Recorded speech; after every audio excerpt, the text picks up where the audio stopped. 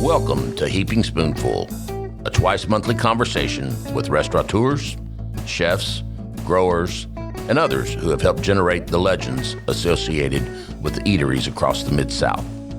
The team at Benny Keith is proud to sponsor this adventure with the goal of preserving the stories that have helped cultivate an amazing food scene across the Mid-South. So kick back and enjoy a Heaping Spoonful.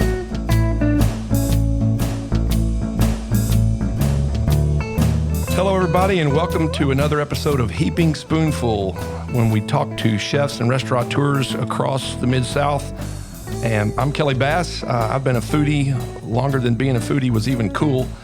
Back in my journalism days, I had the lucky good fortune to be a restaurant reviewer, among other things. And you got to realize this was long before the internet, which meant no Yelp, no TripAdvisor, and the good old newspapers where you found your restaurant information. And my wife and I still love planning our life and what we're going to do by where we're going to eat and what we're going to have when we're there. And I will tell you, I've eaten a lot of fabulous meals prepared by our guest today, who is Matt Bell. So welcome, Matt. Thanks for joining me today. Thanks for having me, Kelly. Appreciate it. Yeah. I'm really glad to connect you to listeners and to the city where you made your home for many years. So our listeners should know that Matt, just a couple of months ago, actually, and we're recording this in mid-March of 2020, accepted the job as the chef at Gray and Dudley, which is the restaurant at the 21C Hotel in Nashville, Tennessee, which meant that he and his wife, Amy, sold South on Main, which was a restaurant they owned and in downtown Little Rock and had run for several years. And interestingly, for Heaping Spoonful listeners, they sold it to Don Dugan, a former guest on Heaping Spoonful, who now operates 3 downtown Little Rock restaurants, and they're all fabulous. So, Matt, how's it going in Nashville so far, personally and professionally? Well, it's really great. Been here just a little over a month on the job. I think this is actually my 4th week, technically. Right. Luckily I had, the chef community is a pretty small community, and have some good friends that were here already and some great industry connections. So the transition has been nice, getting to know a new city, connecting on a little deeper level with some of my friends in the industry here. So it's been wonderful. Good. Well, I'm sure the job is what obviously attracted you and the opportunity, but it happens to be in one of the coolest cities in the country, and that's not a bad thing either. I'm sure you guys are learning your way around. But you got there just in time for this horrendous series of tornadoes that ripped through Nashville. And I know that the city's still reeling. Ashley and I watched the concert on YouTube that was done for benefit, and I listened to disc jockeys who are based in Nashville on Sirius XM. So what's it been like? Any personal stories or reflections on that situation? Well, currently Amy and I are living in the hotel until we close on a house here in a week. Right. Oh, good for you. And that's always an interesting thing. So, your schedule's a little thrown off as far as, your life and also starting a new job. So I actually was having a hard time going to sleep and went out front of the hotel. I read somewhere a long time ago that if you can't sleep, get up out of bed, take a walk, and try again. So I had gone outside of the hotel and literally I'd been working and was unaware that there was even a tornado possibility, and walked outside. And second I walked outside, the tornado sirens started going off. And, being from Arkansas and also having a restaurant in downtown Little Rock, that wasn't abnormal. But then it woke Amy up. So she called and said, "Where are you?" I'm like, I can't sleep. I'm taking a walk. And she's like, "Yeah, the tornado siren's going off, and also my phone alarm's going off." And so I thought, okay, well, I'll go back inside. We had an interior room, and shortly after, we had some friends staying in the hotel. Shortly after I got to the room, they said, "Hey, we're in the basement with the hotel guests. Is everything okay?" And so I went down, took the stairs down to our basement gallery, and just kind of checked in with our 2 restaurant workers that were still here that had closed down, but then sheltered while the tornado passed through. And, it seemed a little surreal being in such a large building and kind of feeling some distance from it. But the next morning we realized it was really just about actually exactly 2 blocks from the hotel. So just on the other side of where the hotel is located from the courthouse was some real damage. And then, had some really close friends that, definitely, luckily their restaurants were intact, but they were out of power for about a week. Wow. So, our friend Tandy Wilson with City House just got back online night before last. So it's a really interesting situation to not be an owner anymore. Right. Have empathy for those private owners, and honestly, just see our new community come together. It was the reaction locally was swift. We got about almost 1,000 pounds of protein donations from some of our farmers, and so we have been preparing those and getting those sent out with groups like World Food Kitchen and Nashville Food Project, and really also just calling out to our chef friends if they know of any feeding station that's needs hot and ready food. So we've been great. We've been getting those out of the hotel, and the 21C family based in Louisville was incredibly supportive of our ideas and efforts to do that. Sure. Well, I mean, and you're perfectly situated to do that. I mean, you know what you're doing, and you got the facility to do it, and then you got folks who are kind enough to donate the product. So that's fabulous. And again, what an interesting way you've engaged with a lot more people than you might have otherwise because of people coming together in the face of a natural disaster. So again, for our listeners who don't know your story, Matt's journey to Arkansas, excuse me, and now Tennessee, started when he, a Montana native, met Amy Kelly, a young woman from North Little Rock who was going to college in Missoula and majoring in dance. And if I've heard the story right, you guys became friends, and you cooked dinner for Amy and a group of friends, and she complimented you on the quality of the cuisine and said, you really ought to go to culinary school. Have I got that sort of right? That's pretty accurate, actually. Yeah, when we met through a common friend, our good friend Avril Stevenson, and we were friends at first. I think at least for me, I knew that I was very interested in her from the very very first time I met her. Right. And I made dinner for her and a group of friends, and she was like, "Man, why are you waiting tables?" I'd worked at a restaurant called The Shack in Missoula. And they, I'd worked there as a dishwasher initially, and then a busser and a server and a manager there. And she's like, "You need to be in the kitchen." Yeah. And I said, "Oh, well, I think I should go to culinary school. I almost did years ago, but just kind of got comfortable making a lot of money waiting tables." Yeah, you can do it, right? It's a really good living.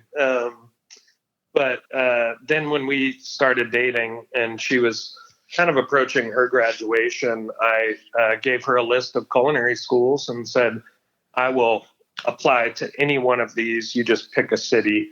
And I'd never been to Austin, Texas, but secretly it was one that I was hoping she would pick. Yeah. The others were a lot of West Coast cities that I was familiar with. And boy, about 5 months later, we had a huge yard sale, packed up a U-Haul, and Sam Kelly, her dad, drove from Arkansas, hooked up the U-Haul trailer, and drove us to Texas. So he had the trailer, Amy had her car, and I had my car, and off you went. Yeah.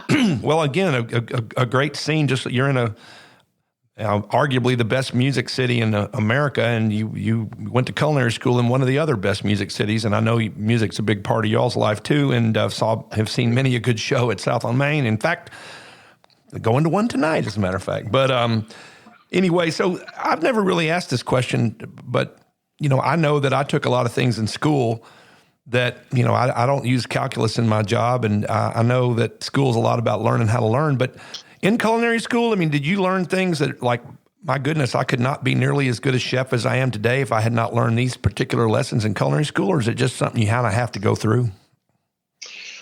I have a lot of chefs ask me, young chefs, whether or not they should go to culinary school. It's kind of a two-sided answer. I don't think to be a successful chef, you have to go to culinary school. Mm-hmm. I do think that going gives you a nice baseline. And for me, it's about the vocabulary. So right. Kids that come out of culinary school, tend to have a better food vocabulary. That makes sense. Little understanding of what those words and expectations mean when they're paired with those words. But some of the great chefs in the country and in the world have not attended culinary school. Right. Prime example is a Thomas Keller, and he just went to school. So it gives you a great jump off point. But I think your real learning comes in the restaurant, sure. People you work for. On the job training, sure. Well, it's worked out pretty well for Thomas. I've gotten to eat at Per Se, his New York restaurant. I've never been to French Laundry, but. So at that point, you guys, after culinary school, I guess Amy was eager to get back to home, or you all just thought your opportunities were best in Arkansas. Were you married at that point, or did you all get married once you moved to Arkansas? We were not married at that point. Okay. We were in Austin about 16 months, and with the culinary school there, I had a lot of incredible internship opportunities.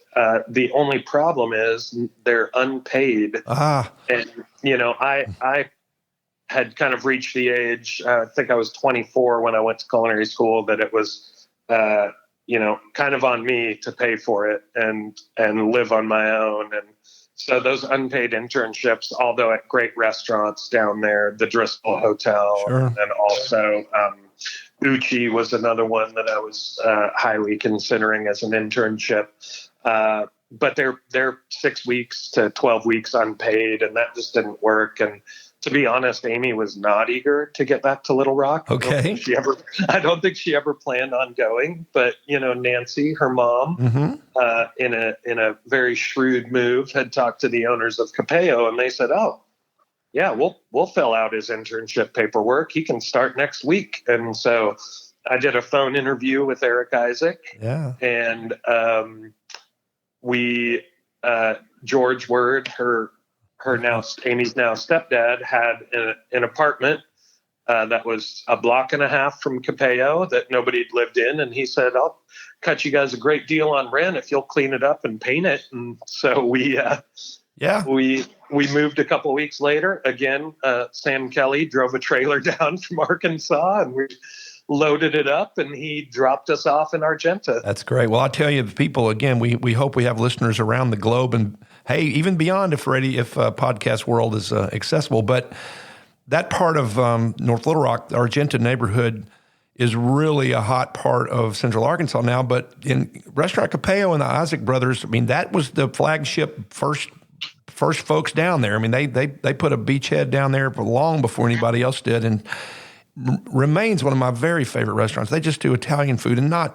I mean, Bruno's is great Italian, and we have a podcast episode that's just aired with Vince and Gio Bruno. It's a different style, great food. So, what was your role? Were you just a line cook, or what was your role at Capello? Yeah, so I was hired as a line cook there, and something about the Isaac brothers is.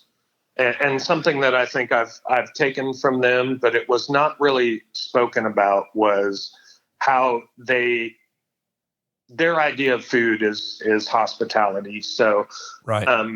The way the restaurant operates, from the open kitchen to the way the guys work there, to just their view on how food is, part of the guest experience. It was all about hospitality. It wasn't a big ego-driven, look what I can do with food. It was about, how can this food add to the hospitality experience for the guest? And, I don't think they ever really they certainly never sat me down and said, this is kind of our vision and our view, but it was evident in the way they conducted themselves. That's a good way to put it. I hadn't thought about that. And they've endured a long time, or not, they've thrived a long time in a really tough business. Yeah. But that's an interesting point of view, but I'm with them. I mean, I like to have a good time, and yes, the food's a big part of it, but that's not the sole focus of the good time. Well, what was the path that transitioned to you? Because you went from there to Ashley's at the Capitol Hotel. Is that actually? Or did there was a stop in between. Okay. I helped them open Argenna Seafood. Yeah. So I was the sous chef of Argenna Seafood when they opened, and it was a beautiful restaurant, a wonderful concept, and just terrible timing. It was it opened right in 2007, 2008. Yes, we all know what happened then. Yes. Right. Yeah, and I think although Arkansas remains a little insulated from upturns and downturns economically, we did really feel it. People really tightened their wallets then, and so I had some guests that were regulars at Argenna Seafood, Gary and Patty Davis. They happened to be the private dining director and sales director for banquets and caterings at the Capitol Hotel. Yes. And they kept saying, oh, you should come down and eat. You should come down and eat. You should at least see the hotel. So I went down and met with them one day, and we looked at the hotel, and it was beautiful. I loved it, but I was really committed to the Isaac brothers, and they were, such great supporters of me and what I was trying to do. And so I, just thought, oh, what a great hotel, what a cool renovation. And honestly, I never planned on working hotels. I kind of thought it was something that maybe now I've found out it isn't. But Right. I think it was like July of 2008. That sounds right. July of 2008. Patty and Gary invited me down for dinner, and I had an off night. So Amy and I went down to the Capitol Hotel and had dinner with them. And they said, oh, we want to introduce you to the chef working tonight. And she was a little brusque and a little rough around the edges. And her name was Cassidy Dabney. And I said something about like really liking the scallop dish, and she said, "Oh yeah, it's fine, it's fine." And I thought, wow, I want to work for her. I didn't know Lee Richardson at the time, so I went home that night and applied online and started the interview process, which took about 6 weeks. And Cassidy interviewed me, and it was. Cassidy's no bullshit. Oh, I can't say that. Sure, you can. This is podcast. Yeah, she's no bullshit. Yeah. She's no bullshit. So she gets to the point, and we had a good interview, and I went through the background check, and then started there in, I think it was August 8th, I believe. Started there in August, and I was hired as a pastry plater. Okay. Which really meant that I didn't even produce the pastries. I was given them. And you put them on a plate. I was told to put them on a plate. And they found out that I knew how to do a little more than that. So I started taking on a few other things. And I think, Cassidy kind of put it to me like, if you want out of pastries, then you need to learn all this stuff. And it's not a come in early and stay late. It's a come in on time, do your job as quickly as you can, and then hang out with the other chefs. And so Matt McClure was the AM sous chef at the time. Cassidy was the PM sous chef for Chef de Cuisine. And I worked with a few other chefs that have, again, gone on to do some great things. Travis McConnell was there. Micah Klasky was a line chef who's now the chef de cuisine at 21C Bentonville. And then there was another chef, Dan Bufford, who is now the butcher for Bazaar Meat in Las Vegas. Wow. And it was just a fertile place to grow and learn. And so I spent as much time hanging on Micah's hip and just trying to learn what he was doing. He at the time was the roundsman, which meant he worked a different station every single night, depending on who was off. So you have to know everyone's station and everyone's prep. And so I tried to hang with him. And, there was between us and Dan, there was a really healthy amount of competition. But really what the competition was just holding each other accountable. We held each other accountable to the standards that Cassidy set, whether or not she was there with us. And that is really, between Cassidy and working with those guys, that was honestly the best thing that I could have ever done for my career. Yeah, well, what a fertile place to learn and grow.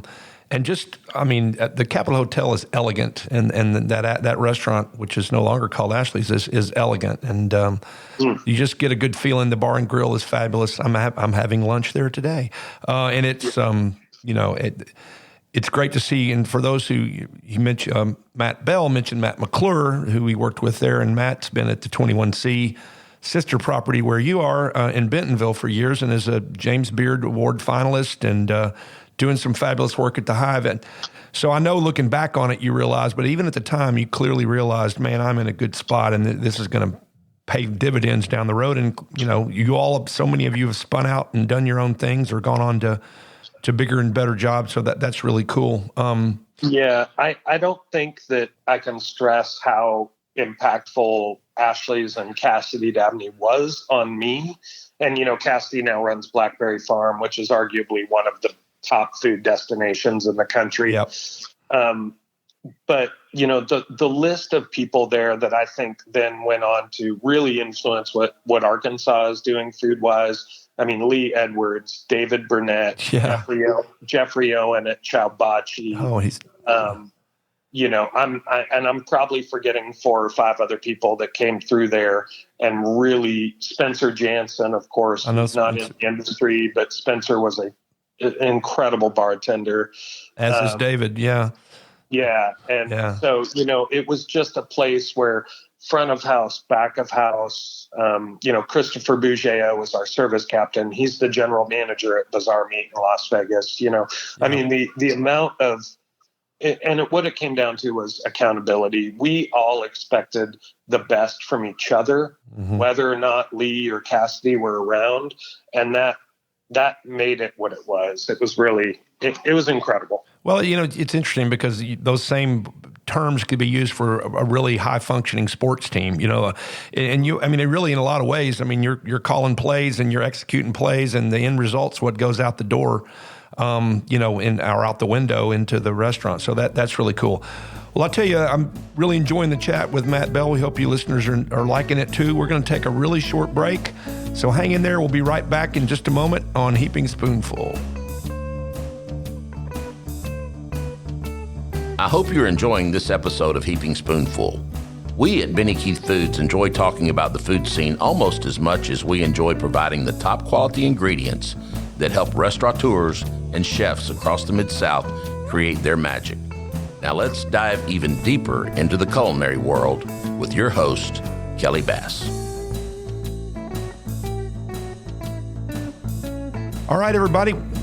This is Kelly Bass, your host on Heaping Spoonful. We are back with Chef Matt Bell, who spent a lot of time working. We've been talking about his restaurant career here in Arkansas, but he's now just a few weeks into his role as the chef at a great restaurant, Gray and Dudley, which is at the 21C Hotel in Nashville, Tennessee. So there you were, cooking away at Ashley's, and I hope our Heaping Spoonful listeners know about the Oxford American, which is a award-winning quarterly literary magazine that's really dedicated to featuring the very best in Southern writing. They were in a building that used to house a really famous restaurant, Juanita's, down at the corner of 13th and Main. The way I hear it again, and you can set me straight if I don't have this right, is that the Oxford American really wanted an equally cool and cutting-edge restaurant as its building mate.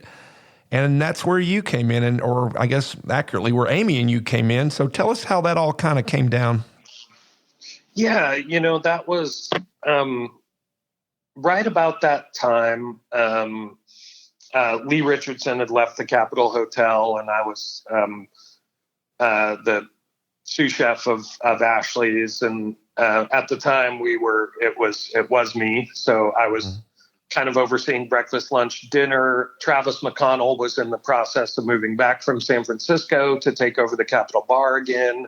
But I was also kind of running the bar as well. And it was definitely a lot of work, and it was a lot of time. And, I had a couple job offers at the time, one of them being here in Nashville from the Hermitage Hotel. Ooh, nice place. Which is actually where Sean Brock really kind of started to make a name for himself. And at the time, it was a chef named Tyler Brown, who still lives here in Nashville and is a good friend.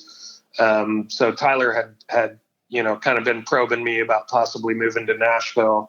Boy, I could have made a lot of money on real estate if I'd made that move. Yeah. But the idea of maybe doing something different was kind of on the table. And, I had a relationship with Warwick Sabin, and he kind of, talked to me about what they were thinking and what they were planning. And, that really fit with my food identity, which was, trying to kind of elevate, what the interpretation of Southern cooking is, but maybe not do it on an Ashley's level anymore. Right. Maybe a little more restrained, a little less refined, but that in talks with him and it kind of, my initial thought was that I was going to be working for Oxford American and running the restaurant, which sounded great. And then, as Amy and I talked further with them, we realized that it was going to be us opening the restaurant. And started writing a business plan and, exploring that. And then there was a point where we knew it was going to happen and we needed to make an announcement. But I was still at the Capitol Hotel, and my last service at the Capitol Hotel, which I think was kind of fitting, New Year, New You, was basically December 31st, 2012. And so my first day unemployed or self-employed was January 1st, 2013. And we had a projected opening date of about mid-February, early March. And we opened in August. Oh, wow. Yeah. So, things always take a little longer. So a lot of cooking classes I taught in that time. And I have talked to many a person in that situation of being the chef and the owner, and it's a game changer. So all of a sudden, like I say, not only are you responsible for making your own living, but all of a sudden you got all these other people that work for you, and you got to make sure they're getting paid too. So that has to be a different mindset and how you spend your time, how you spend your thought, your worry factor of being an owner and being the chef of the restaurant as well. So did that take some getting used to? I think initially I was maybe overconfident, maybe slightly ignorant of what all it entailed. I had a handle on it, but as you get forward and you start to really, care deeply about your employees and care deeply about the community you're in, then I think it really sets in kind of the gravity of what you're doing. And, Amy and I were really proud of the people we employed and the business we ran for 7 years, almost exactly 7 years. Yeah. And it's, making that decision to sell and, leave some of those employees who, I hired when they were 19 years old and they're 24 years old now. And having employee retention that, I think really beat the industry average, I think spoke to the way that Amy and I conducted ourselves. I think spoke to the quality of people we hired. But, even now talking about it, it was an incredibly emotional decision. And there's so many people, again, like David Burnett and my sous chef, Philip Schaff, who helped, and Matthew Lohman. See, all people that worked at the Capitol Hotel I forgot about. Right. having those people believe in me and having people that were willing to work for me, not for 6 months, but for 4 or 5 years, it's a real honor and also a huge responsibility. And so it was, I think maybe if I'd known how I felt about it, 5 years in, I might have thought, oh man, can you do this emotionally, physically? Can you do it? And I don't think my answer would have changed, but my mindset going in might have been a little more worried. I don't know. I don't know if that's the right word. But it is a huge responsibility, and honestly, really, really an emotional responsibility. I think part of our employee retention and part of our success with our employees, going on and doing other things is the fact that we really cared about them, not just talked about caring and not just talked about being interested in their personal lives, but, really finding a way that South on Main could add to their experiences as a person and as growing up. Right. Well, I'm glad you have definitely left it in good hands, because Don Dugan's a first-rate operator, and I know a lot of those people are still there doing great jobs. I mean, some of my favorite waiters, and it was a great mix for those who, it's still there, and I don't think anything's changed so far menu-wise, but it was one of the first places that really capitalized on craft cocktails, and I'm not into all the wild and crazy stuff, but just very well-made, straightforward, good combinations of ingredients. Super neat menu. I think another thing that made it, and this obviously won't be, is that Amy was visible. You were visible. I mean, you were in the kitchen, but you were out a lot. I would see you all the time when I was there, and that it just adds to the experience. Again, it's back to that hospitality thing that the Isaac brothers were talking about when you were at Capello. So now you're back in the hotel restaurant business, and you're back in a really cool boutique Southern hotel.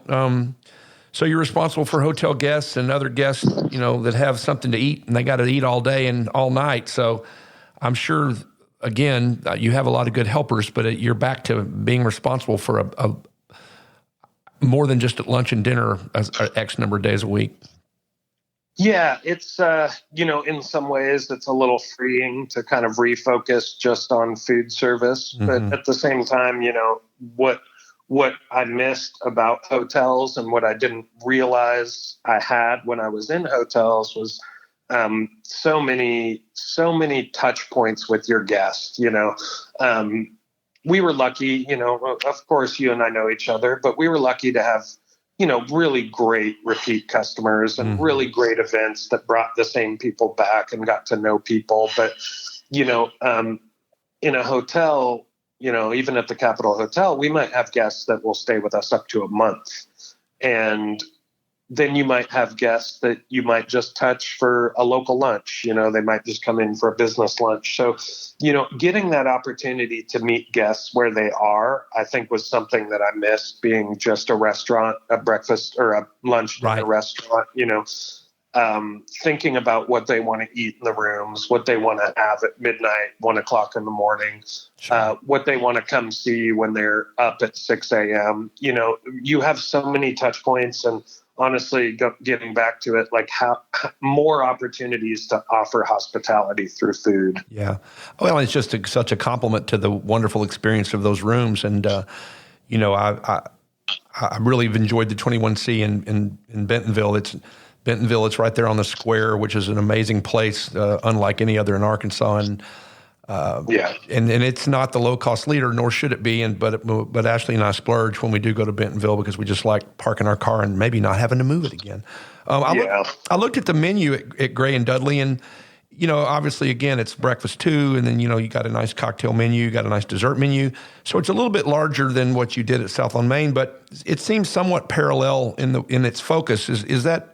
I mean, are you kind of taking a wait and see attitude, and when it comes to menu revisions, just kind of play it by ear, see what's working, what's not working as well? And I think, I guess kind of the funny history with this property is that one of my really best friends, and someone I actually, with my wife and another friend of ours, share a matching tattoo with, my friend Levon Wallace opened this property 3 years ago. And then most recently, it was another chef that I know who has some Arkansas roots, Rob Newton. Yeah. And yeah, Rob's from Mountain Home originally. Right. I know about Rob.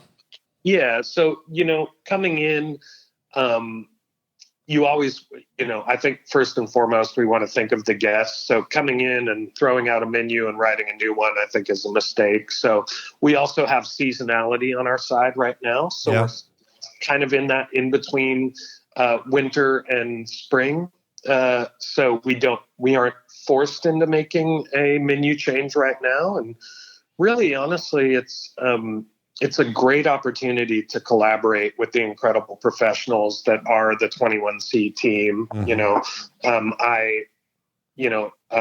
If I can blame anyone, I can definitely blame Matt McClure for this job. Right. Because he introduced you to the 21C family, I'm sure. Well, he did. And, kind of the short story is I definitely never thought I would sell South on Main and never thought I would have another job in my life. And I got to know the F&B director here for all of the 21C properties, Mel Tapp. She's based in Louisville. And, of course, have a great friendship with Matt and, consider him a really great mentor. But he texted me sometime a little bit before Thanksgiving and said, hey, I'm not sure what you think of this, but we would really like you to apply for the job in Nashville. And I think I wrote, oh, haha, whatever. And then, then I talked to Amy and we just kind of thought about, things like, kind of our quality of life and, mm-hmm. and how much we've given to South on Main and how much did we really have left, to be honest, because it is a taxing business. And, when you add music on top of it, that's a whole nother thing that Amy and I, we're taking care of outside of the Oxford American series. And so we really just had an honest conversation about it and thought, well, this is kind of what happened with my job at the Capitol Hotel. I've just, kind of remained open to the process. And so I texted Matt and said, okay, let's talk, give me the lowdown, give me the good, the bad, and the ugly. And, I don't think actually there's any other jobs that I would have considered because of my respect and relationship with the 21C group. It was, an intriguing offer, and also my love of Nashville, with friends here. And, I've gotten to do some really great and important fundraising work here with Nashville Food Project and a couple others. It just really came down to, this is the one I would consider. So I, really not long before the announcement was made, after kind of, doing a couple phone interviews and really me, I think, interviewing them more than anything about like, what I was looking for and what I wanted to make sure that I understood what they were looking for.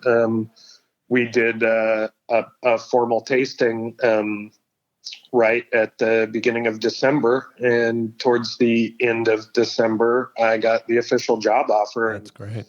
Had to move really quick. And, you mentioned it earlier, but there's also not a lot of people that I would have wanted to leave South on Main with. And I definitely know Don, but not well at the time. And, asked around. And when you have people tell you, oh, I worked for Don for 20 years, or I would go back and work for Don in a heartbeat, that made the transition and decision much easier. Because, South on Main is y'all's baby. I mean, the Capitol Hotel was an important part of your career, but that wasn't your baby. I mean, you invented it, you ran it, y'all. And then I have to, I always say y'all because Amy was right there, handling so much of the stuff herself too. So, I got a lot of the glory and a lot of the work. I'm really glad I know you recognize that, but I'm glad the listeners get to hear that because, but behind the scenes and also behind the bar and on the floor, Amy made that place go. Yeah, I know. And it was always good to see full transparency, I've known Amy a lot longer than you have because her parents were friends of mine in about the time she was and Audrey were born, but anyway, it's cool. You've gotten to do a lot of cool stuff, and with social media, there's things about it I hate, but it helps me keep up with what's going on with my friends. And I remember, and I kind of did a little Googling, and I remember the event you had to raise money so that you all could go take your team and go to the James Beard House. I think that was in 2015. That had to be an honor and a cool opportunity. Incredible honor. And I'll be honest, they expect you to bring maybe 3 chefs with you. And that just didn't seem right to Amy and I. And you have to pay your own way. It's a very expensive proposition. And we didn't want to say you're invited if you can pay for your own plane ticket or hotel room or, Sure. So, what we thought, and after asking some friends of mine that have done the event, they said, why don't you have a fundraiser? And part of the fundraiser gets them to come back for a watch party while you're there, because they broadcast all of them. So we took 8 employees total. So we took our sous chefs, and then chefs from our AM staff and our PM staff. And we also took all of our managers. So that was our AM manager, our PM manager, and our bar manager. And you definitely, I think we're one of few restaurants that ever brought service staff because you don't need it. It's fully staffed. But I just didn't, Amy and I just didn't feel like her and I and a couple chefs going speak to why we were there. Yeah. Right. I think we got the invite there because of the overall experience of South on Main. And, there's not a lot of restaurants in Arkansas that get to do that. So it was a great honor. And we wanted to make sure that, we got to share that honor with the people around us. So we had 110 people come to our barbecue fundraiser. Mm-hmm. And a lot of our farmers and a lot of people donated product to that fundraiser. So we were clearing even more money. And we raised a little over $10,000. And we spent every dime on it, getting to and from New York, buying the food. And but what a great team. I mean, it's a combination of reward for work and also team building. I mean, you guys came back even closer than you were before you went, I'm sure. Oh, yeah. And, David Burnett was on that trip. Brittany Harris, our front of house manager, was on that trip. And, Brittany and I worked together at the Capitol Hotel. She started out as a suite service runner, which meant she just took food to the rooms. Yeah. And I think she hated it. But, Brittany and I have a really close friendship. And, just genuinely, she's someone I look to always and deeply care about. And couldn't imagine that trip without people like her. And one of our chefs that went is a name some of the listeners might recognize. His name's David Bennett. David owned The Afterthought for a long time. I know David. Yeah. Yeah. Great guy. And, after he sold The Afterthought, he's a full-time single dad. So our hours at South on Main just happened to work for him. And we were really lucky to have him and really happy that he got to go with us. It was really special. Yeah, that's cool. Yeah. Well, I know that being involved with Benny Keith in the food business, who is our sponsor of Heaping Spoonful, I keep an eye on what's going on. And I know that you and Amy hosted several times the No Kid Hungry, which is the outstanding program the Arkansas Hunger Relief Alliance puts on, that you all had big shindigs there at South on Main. Talk about that mindset and why giving back is important to both of you all. Yeah, I think it's really about mentorship in this business and, the people you look up to and what they're doing. And I got invited to cook at a No Kid Hungry dinner years ago when Donnie hosted a dinner, and it happened to take place in South on Main. It was on the other side, the old Juanita's dining room, while we were renovating. But I had a family emergency and had to fly to Montana. So Jeffrey Owen, who is now at Chowbachi, stepped in and cooked the dinner for me. And, they were like, oh, next year you'll be invited. And next year came around, and the event was changed slightly, and it was going to be at the Capitol Hotel, and it just didn't.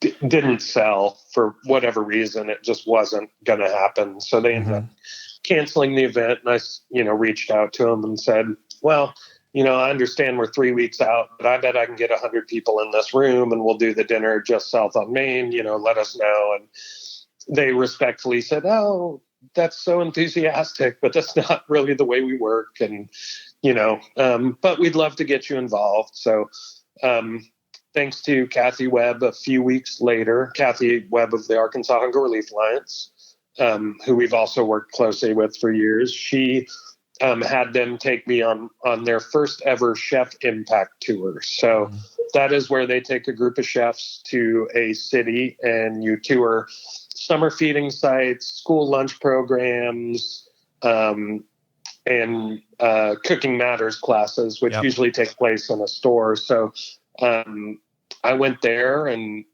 met some great industry friends who are still close friends on that trip, and who still do a lot of work with No Kid Hungry. Ashley Christensen was on that trip, and my friend Eli Sussman, and several others, Bryce Schumann, but all really high-level chefs. And I kind of thought, boy, how am I here? And then after that trip, they said, this is how the dinners work. If you're interested, let's talk about it. And we hosted 5 dinners. Between the dinners and some of the other dinners I've done in other markets, I got to go to South Beach or to Palm Beach and do a dinner down there, do a couple dinners in New York and DC. Amy and I have helped raise over $750,000. Man, that's real money, and that goes for something really important, food for hungry people. It really does. Oh, that's good. So that's, that's kind of how we got involved. And we still plan on doing that here in Nashville. I'll do a dinner with Tandy Wilson at City House. It'll should be in a couple weeks. We might reschedule with everything that's happening in Nashville right now. But we will continue to do that work, and you'll still see me talking a lot about No Kid Hungry, and still working with them every chance I get. It really kind of hinged on a chef named John Currents out of Oxford, Mississippi. Sure. Famous man. Yeah. John was a real, he's mentored some really close friends of mine, and been lucky to get to know John over the last 5 years. And before I knew him, he was so involved with No Kid Hungry and was so vocal about it and so positive in the work he did. And that's really what made me want to get involved with them. Good. Listen, Matt, I really appreciate your time today. We at Heaping Spoonful are happy to get the chance to share your story with food fans around the world. And let me tell you, we Arkies are, that's Arkansans for those of you all who don't know. We're naturally proud of our own, and when you married a North Little Rock girl and became a fixture on our restaurant scene, you certainly became an Arkansan and always will have that tie.